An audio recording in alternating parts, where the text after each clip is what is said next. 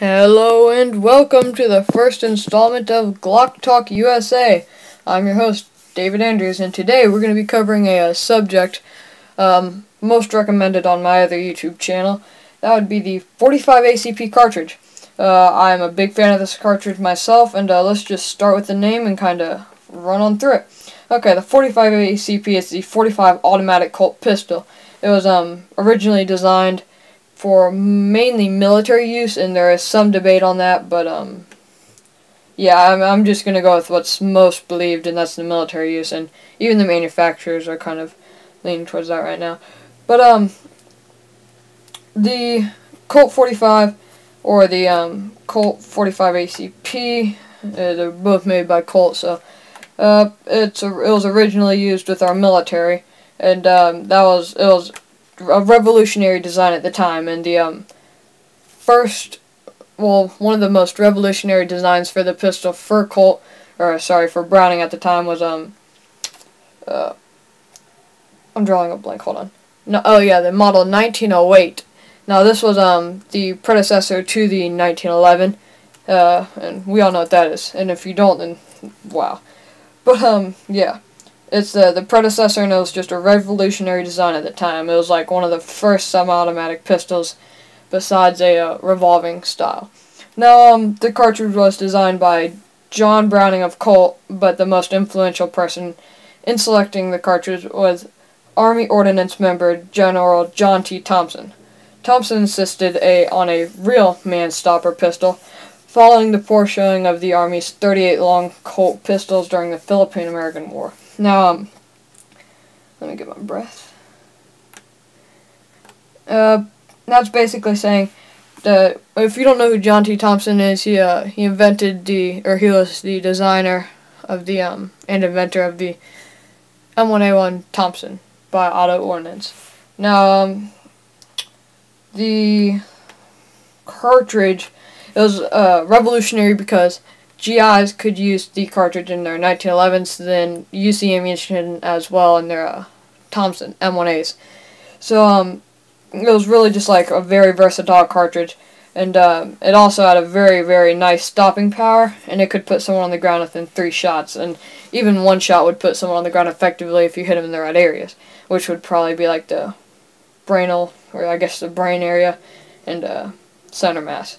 Now, let's go over some specifications of the round, and then we'll talk about it some more.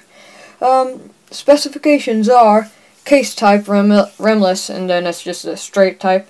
Bullet diameter is 11.5 millimeters. Neck diameter is 12 millimeters. Base diameter is 12.1 millimeters. Now you have a very slight increase. That's because the base is just going to be a little bit larger than the neck. Now the rim diameter is 12.2 because it has to be able to grip into the chamber, and then the case length overall is 22.8 millimeters. Now that's the case. Yeah, the case length overall.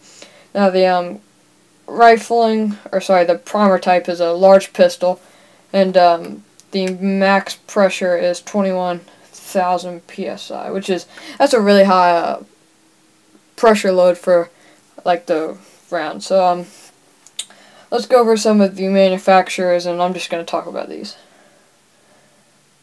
Manufacturer number 1, that would be the Federal Hydroshock Load. Max velocity 850 feet per second, energy 500 joules, expansion 20 millimeters, 20 millimeters, 0.78 inches. The penetration is 300 millimeters, 1 foot, and yeah. So the Remington Golden Saber, the velocity is 875 feet per second, a slight increase over the Federal by by 25. And the 530 joules, it's increasing as we're kind of going down, as you can see. And the expansion is 19 millimeters.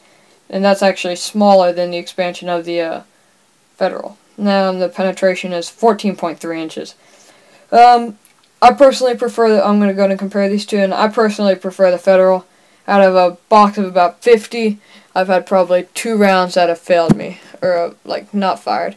So going to the Remington, out of a box of about 50, I've probably about 5 or 6. Now this is good ammunition. I'm not talking Walmart ammunition. I'm talking like, and I'm not saying they carry bad ammunition, but this is ammunition from gun shops like 511, Lotus Gun Works. Yeah. So another one is the Winchester Silver Tip. This is 1,000 feet per second. As you can see, this one is a very large increase, and I have not actually used this ammunition yet.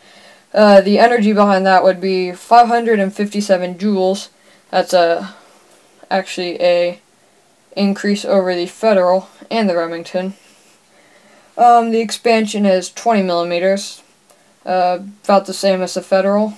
Then the penetration is a foot, just like the Federal. Yeah. And then, yeah, the Winchester Silvertip, I've seen videos of it, and I just think it's a splendid round. By the way, these penetrations are ballistic gelatin. These are if they were on a human. And the expansion is also on ballistic gelatin.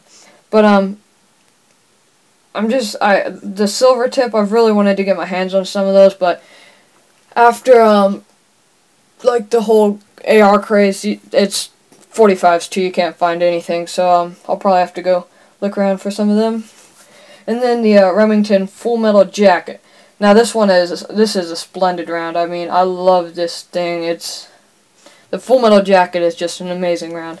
So the velocity on that is 835 feet per second. Excuse me. Energy is 483 joules, and the expansion is 0.45 inches or 11 millimeters.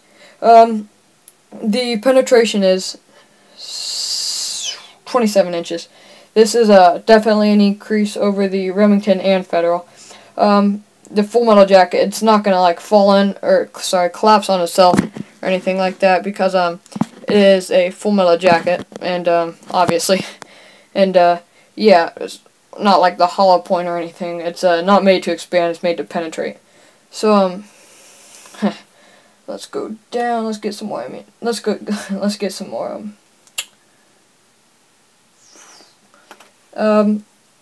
The several manufacturers market preloaded 45 ACP rounds in sizes ranging from 117 to 250 grains.